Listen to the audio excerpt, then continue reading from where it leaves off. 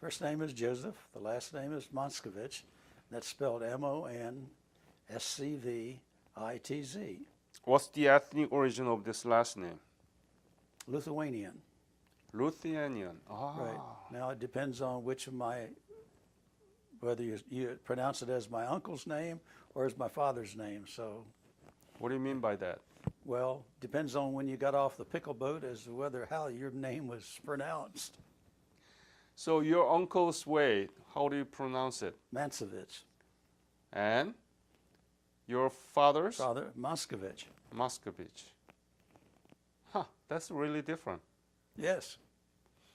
Where were you born and when you were born? August the 23rd, 1930. Where were you I born? was born in Elkton, Maryland. Upton? Elkton. E? Elkton. Maryland. Yes. Tell me about your family when you were growing up. My family was part farmer and part industrial work. Mm-hmm. How about your siblings? Had two of them, a brother and a sister. Are you the eldest? No, I'm the youngest. Both of them are gone now. The sister was the oldest. The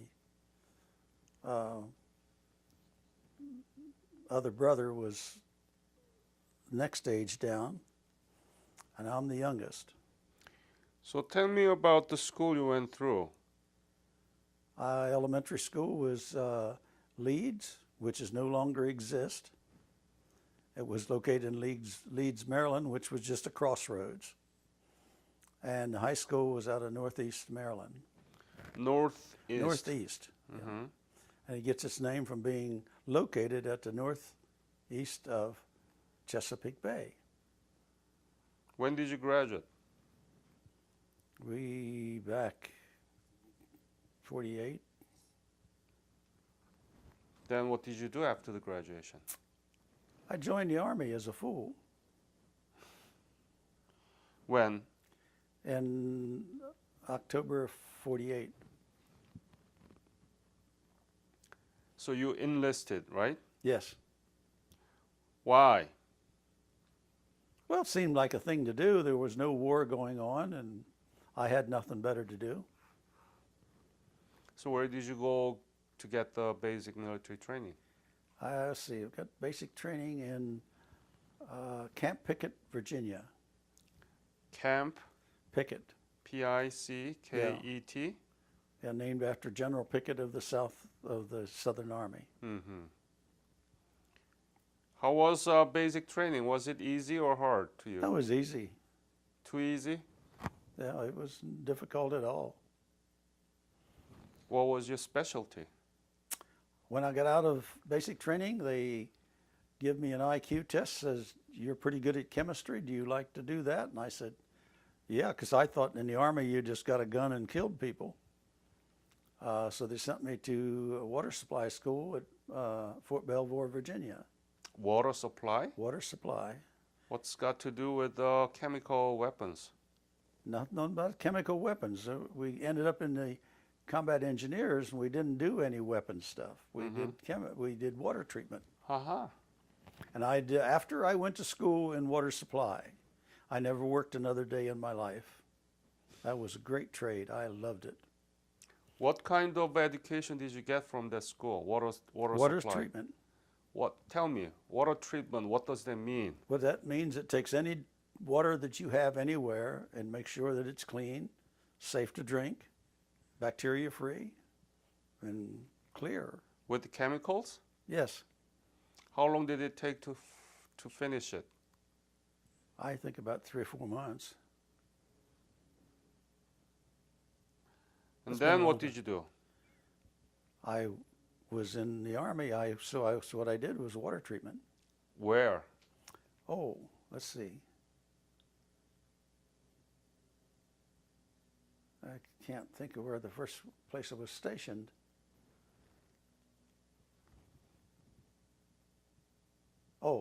It would be in Fort Lewis. So I spent a couple months there and then was sent to Japan.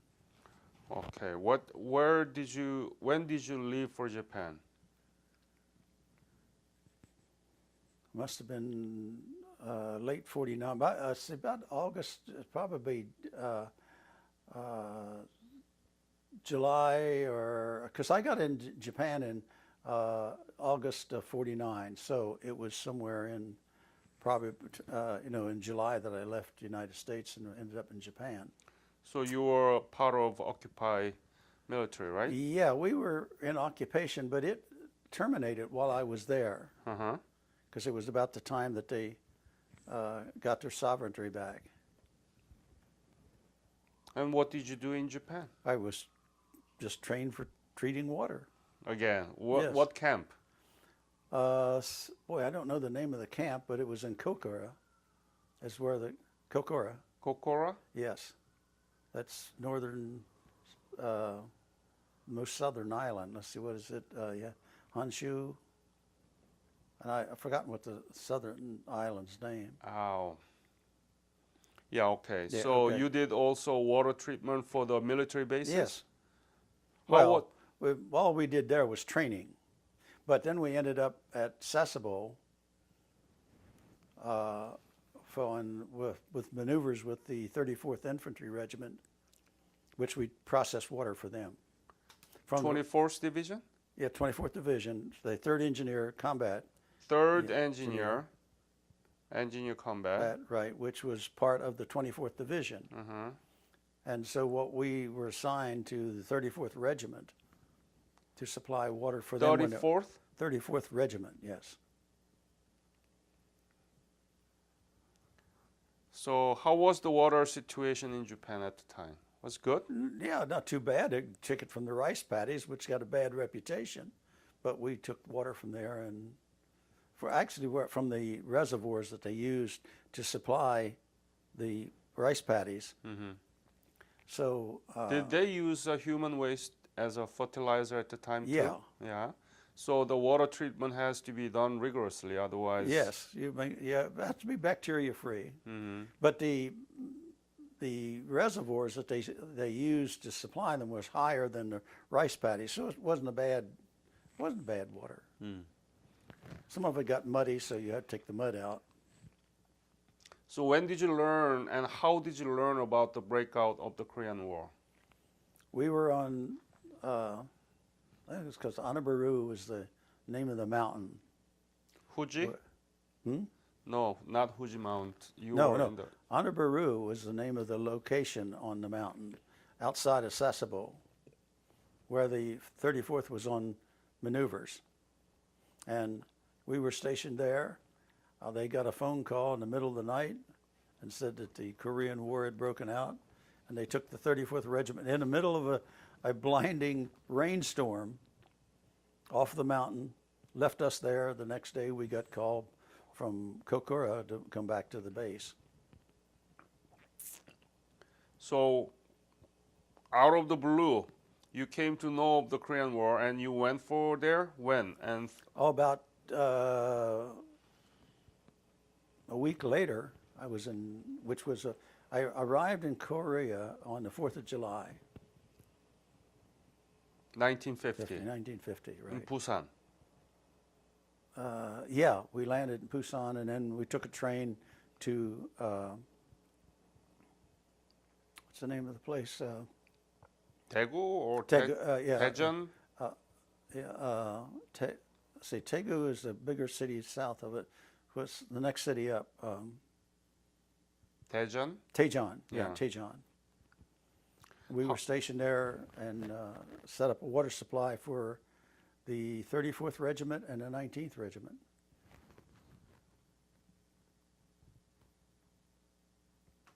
So, how was the situation at Daejeon at the time? Very nice. What do you mean very nice? That was the very beginning of the war, and Yes, it North was. Koreans were killing North. everybody. Yes, but they were north. They were far. See, when we went there, they were back at Osan. Yeah. That's where the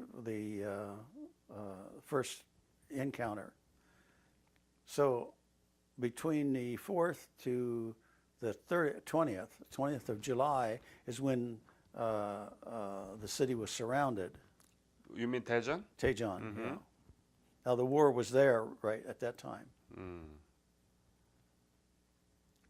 Tell me about it. When North Koreans were surrounded you, what's happening? How did you feel? Tell me the detailed description of what's happening at the time.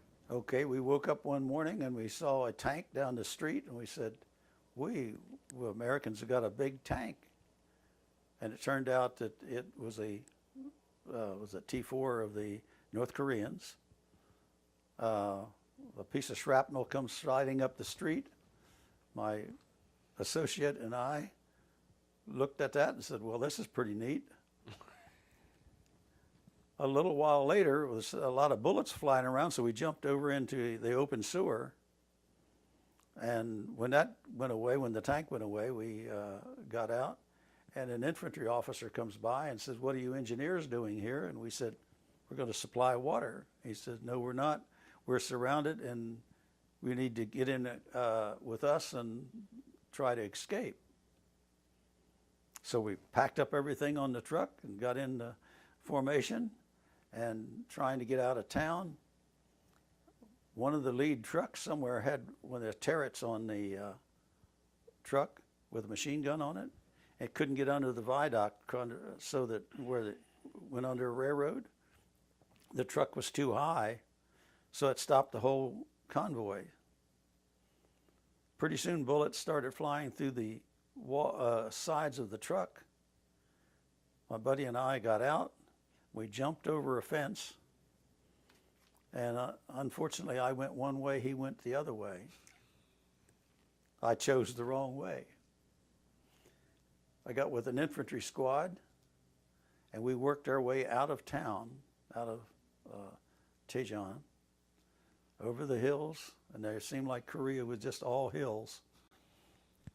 And we stayed away from the enemy for, I don't know, 3 or 4 days. And then we stopped in a little village, and we got surrounded again.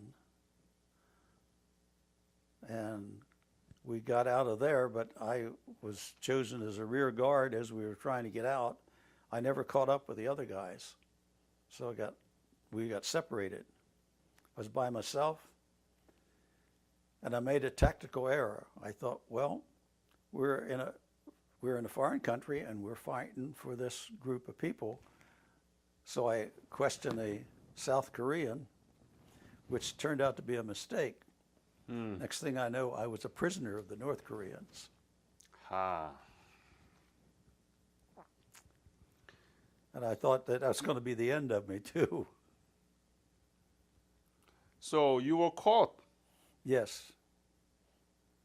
Not intentionally, understand. When were you captured? Do you remember the day? Oh, no, I have no idea of the day. But it was, say, the 20th we got out of Daejeon.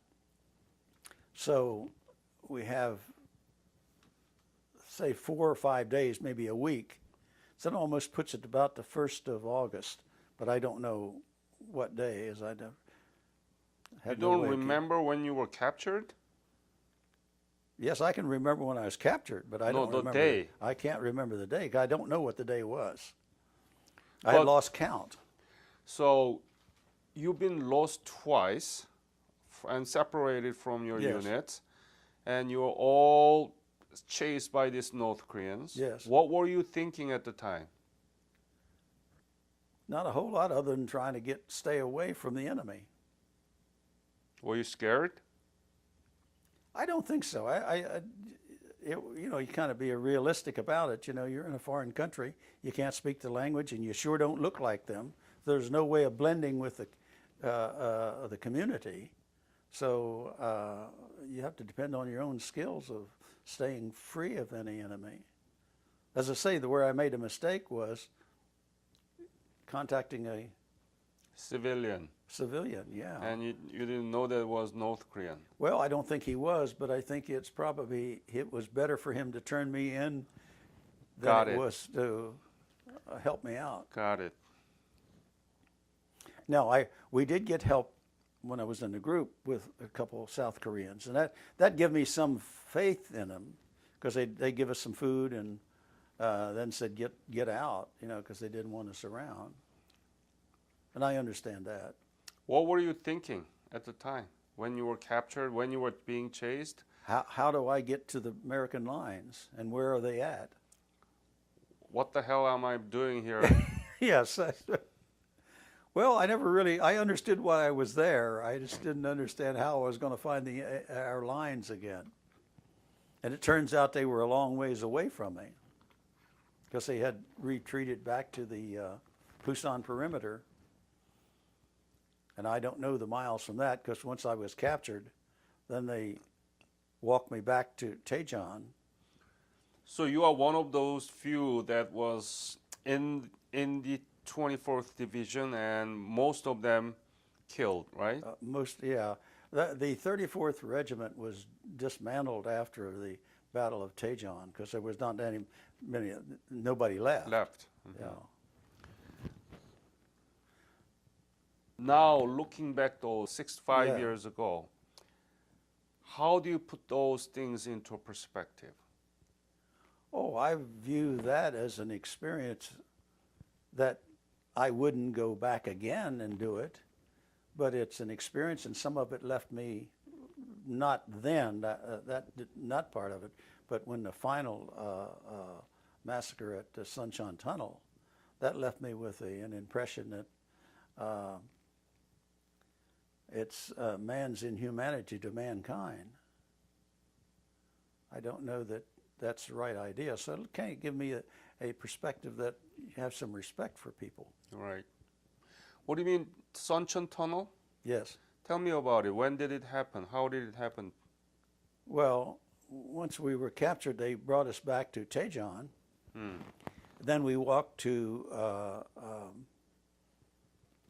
Seoul, and we were incarcerated at Seoul at I think it was a girls' school. Mm-hmm. Now, I don't know where it's located or anything like that. Now, we knew that the Americans were coming or had invaded somewhere because at night we could hear artillery fire. Oh, you mean the Incheon landing? Yeah, the Incheon landing. We didn't know that at the time. Now, they captured a couple Marines there, which joined our group. So now we knew that they had made the landing. But that's all we knew about it. So then we marched from there to Pyongyang. And when I was in Pyongyang, I was interrogated by some Russian officers. Oh. Clearly, you know, they were Caucasian, they were Russian, but they spoke good English, and they offered me an opportunity to go to Siberia. Great opportunity. I chose not to take it. So then they loaded us on trains in Pyongyang and tried to move us to Manchuria. I'm sure that's where we were going because they were losing so much ground. So the Air Force kept the train pretty slowed down because they blow up the tracks. The North Koreans were very industrious. They'd repair the tanks and they moved the train further. Now, but they still had problems with repairing tracks. So they got us to the Suncheon Tunnel and pulled the train in the tunnel in the morning. That afternoon, that was that evening, that they took us out and said, we hadn't eaten for probably a week by that time. Not that we ate a lot before then, because it was very seldom. We got a rice ball periodically. Fortunately, within the mountains, the sun set real quick, but it was just getting dark when they took us out. I was in a group of about 30 people. And I had learned early on, one of the things you ought to do is stay inside of a group because you get smacked around with a rifle butt and stuff like that on the outside ranks. So you learn it. Yeah, I picked that up, so I stayed in the inside ranks. They stopped us in what appeared to be a little cornfield or something, and I heard their rifle chamber bullet go in the rifle chamber, and I went down. I was taught it. Remembered one thing out of basic training: if anybody is shooting, get down. I went down, and a kid from the side of the fire fell on top of me, and I come out alive along with 5 other guys that was in the pile with us. So at Suncheon Tunnel, who actually attacked the train? Nobody attacked the train. What happened is found out later, is that they had the parachute people. They had dropped a parachute. Was it 187th Airborne had made a jump, but it was short of us. I guess the intention was to get ahead of the train so that he could capture it. But the train was in the tunnel. They made a jump, and it was probably 5 or 6 miles south of where we were in the tunnel. Right. So the North Koreans were scared, and they just said, "Get rid of people," because I think we are only prisoners because they wanted propaganda. I don't think they really cared to have us, keep us, or any other thing other than propaganda value. So North Koreans were trying to execute the prisoners of war, They right? weren't trying, they did. Because out of about 300 people on that train, only about 21 come out alive. Wow. Now we lost some along the way, but I think it was around 350 people in the march. So you are one of those 21? Survived? Yes, I am. Wow. I am more fortunate. I didn't get hit. I was in the group that I was in. It was, I think, 4 other guys who are all dead now. But every one of them was hit by some bullets. Fortunately, not enough to hurt them, where they could move. Because as soon as the people that were shooting us left, we got up and scrambled over a couple hills. And so you ran away and... Yes. Well, let me put it this way.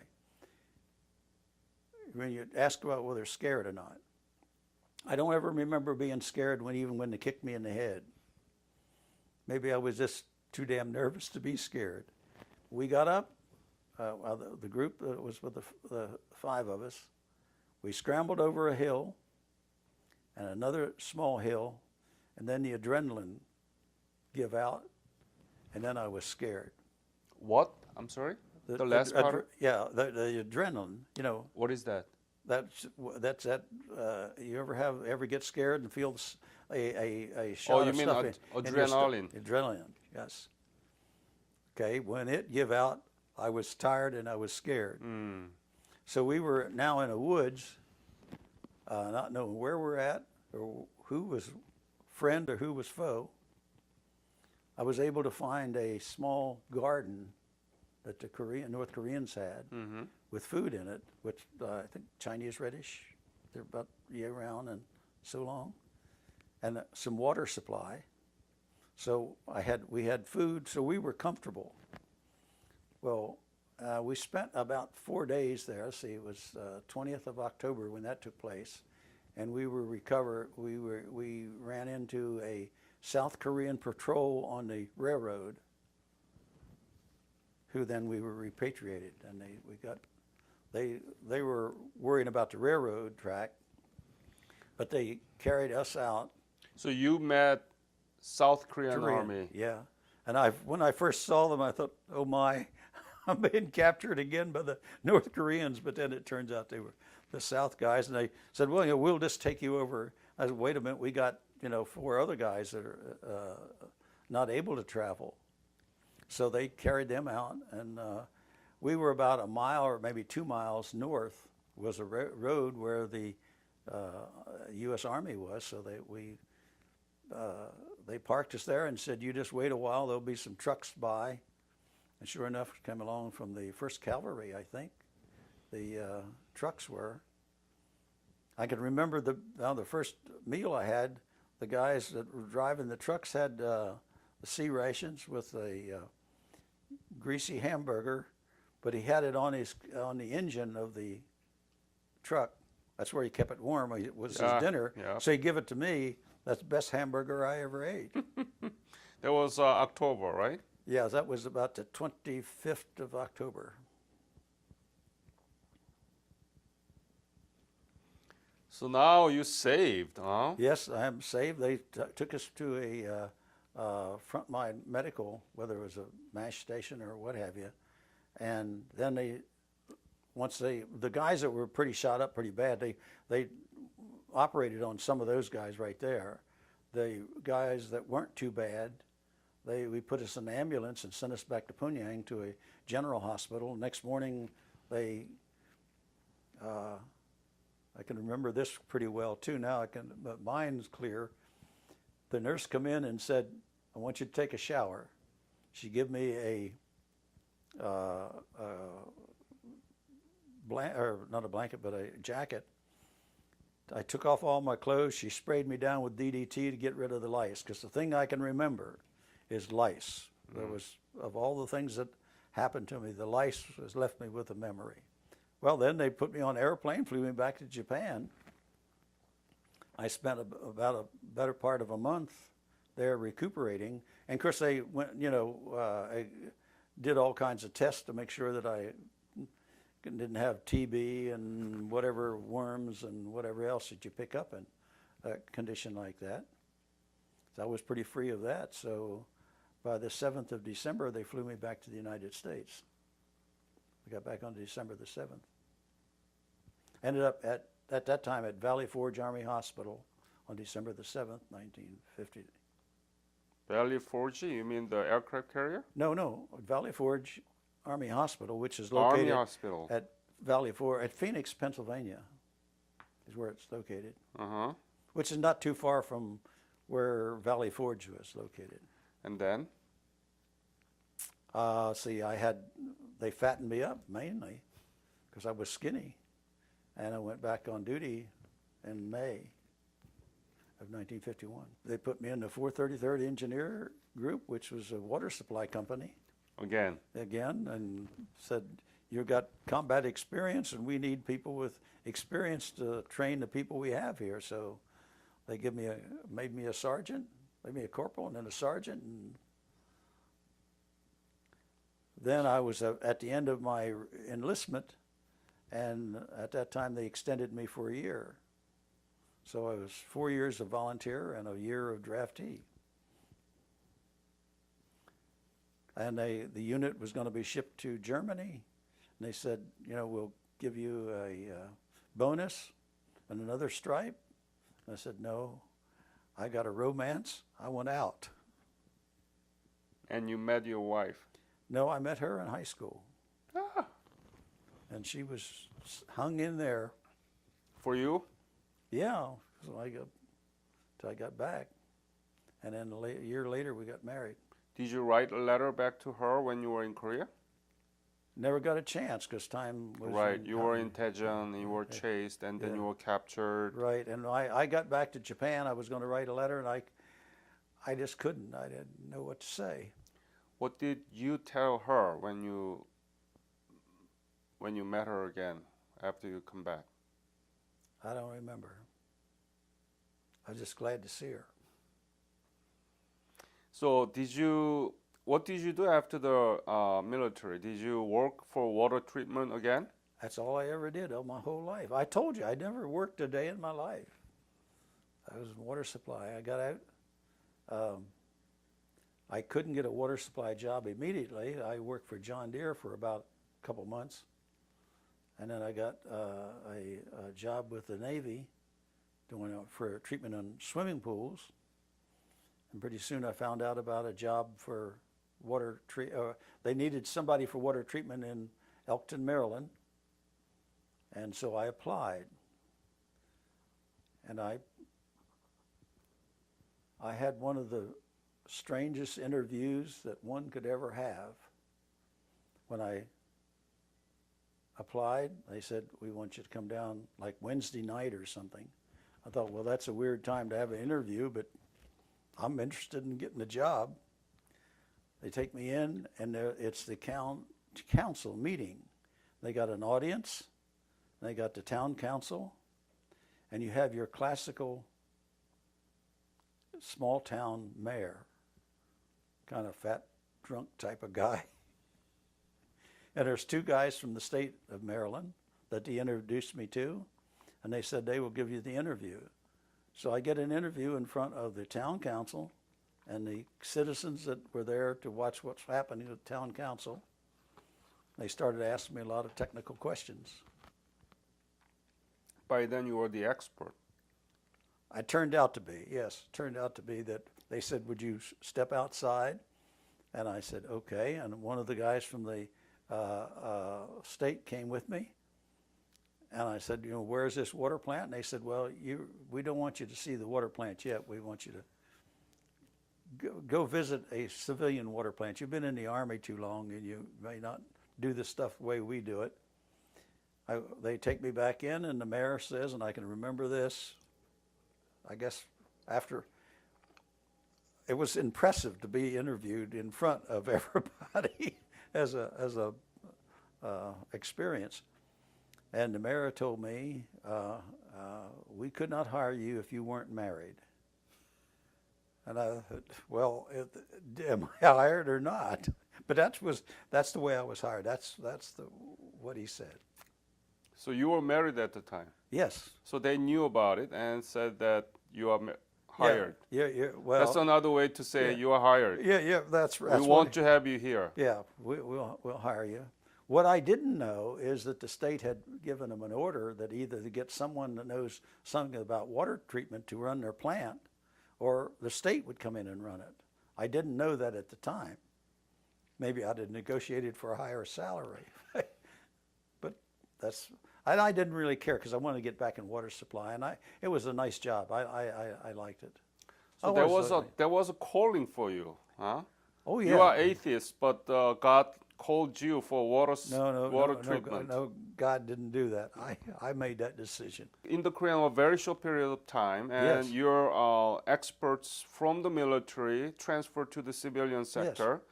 So you feel like military has a very positive impact upon you. What do you think? It provided me with a long living or a way of living. Foundation. And it provided me with a very nice profession that I enjoyed. The day I retired, it was like divorcing a woman that you dearly loved. You know, why would you do that? The only thing is that you don't know how long you're going to live. I'd probably still be working if I knew I was going to live this long.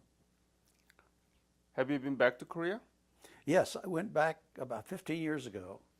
Clara Ann said, you don't want to go back. And I said, yes, I do, because I want to see how it looks now. Because when I left there, everything was burned up, tore up, blew up. And when I went back and we landed in Incheon Airport and walked into a magnificent airport, I thought, good grief, nobody in the United States has an airport like this.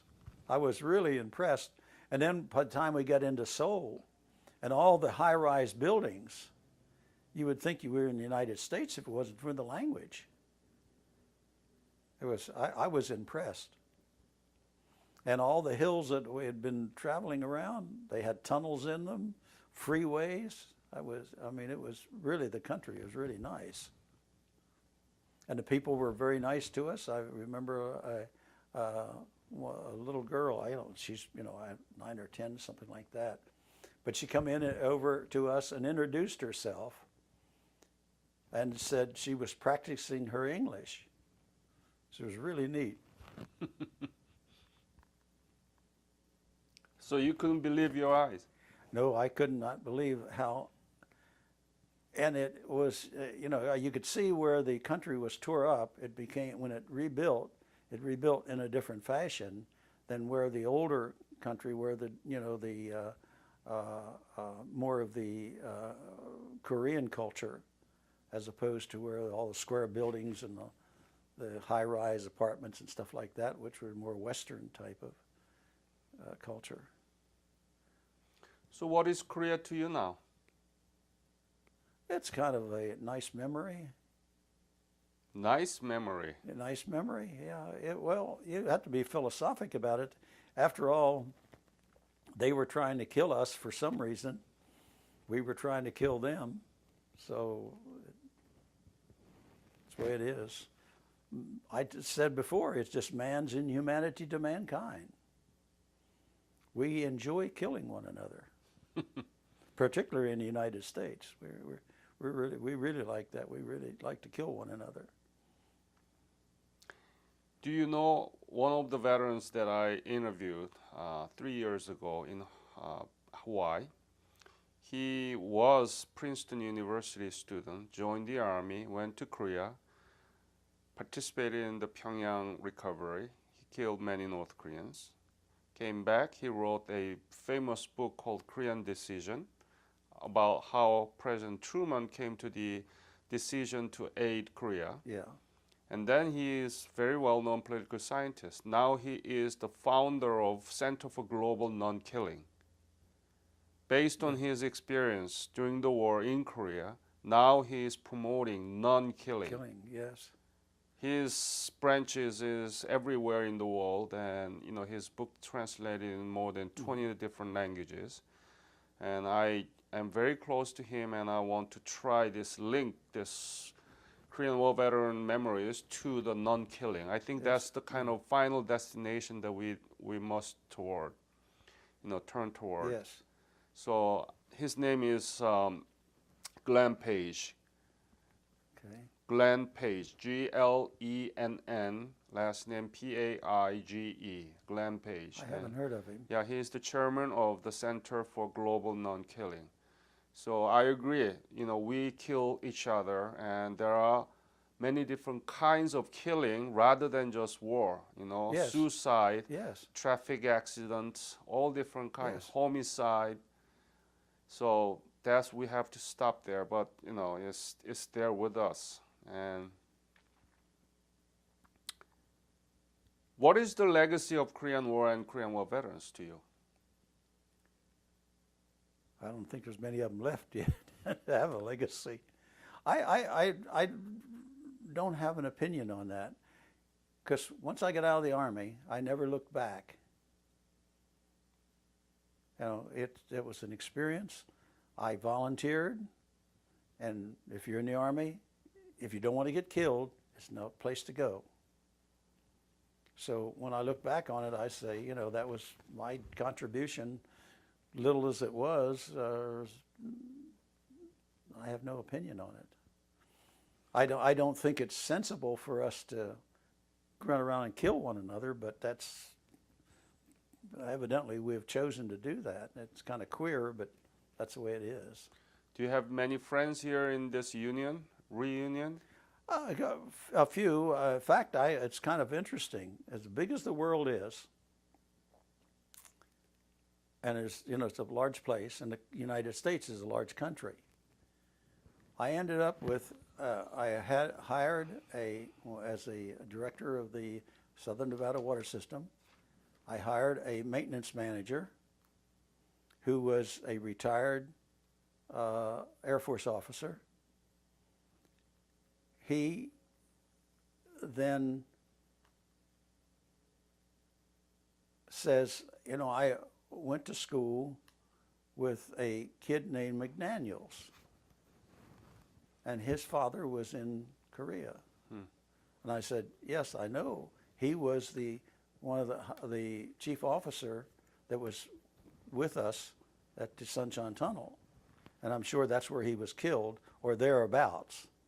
But he was a distinguished officer that he stayed with the troop. He was out of the 34th Regiment, and Major McDaniels stayed with the group, and that's where he lost his life at the Sunshine Tunnel.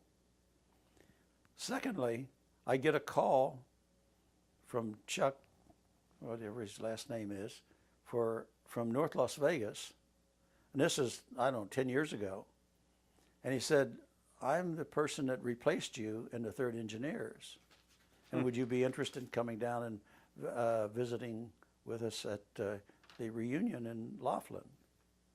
I was astounded. I mean, out of the world, as big as it was, to have a relationship with a person that you hired to work for you that would have known the son of a man that died at the time that I damn near died, as well as to have somebody who replaced you in the company back, 50 years ago. Very good to have you, and thank you for your fight for the Korean nation. And Korea is now stronger ever. We have very substantive democracy in Asia, and we are 13th largest economy in the world. Can you believe that? It's hard to believe when I left Korea how bad in shape it was for you to have where you're at today. It is really amazing. We don't have a drop of oil. We started our industrialization in 1960s. 1960s. And now we are the 13th largest economy in the world as a size of Indiana, a little bit bigger than Indiana. We were able to pull that out because you fight for us and protected us from the communism. So we want to thank you. And that's why I want to record this direct memories of yours. Thank you, Joseph, for your time and sharing your stories with me. And your interview will be uploaded to the website that I showed you before we began. And it can be accessible from anywhere, anytime, by anyone. So we'll be there. Okay. Thank you very much again.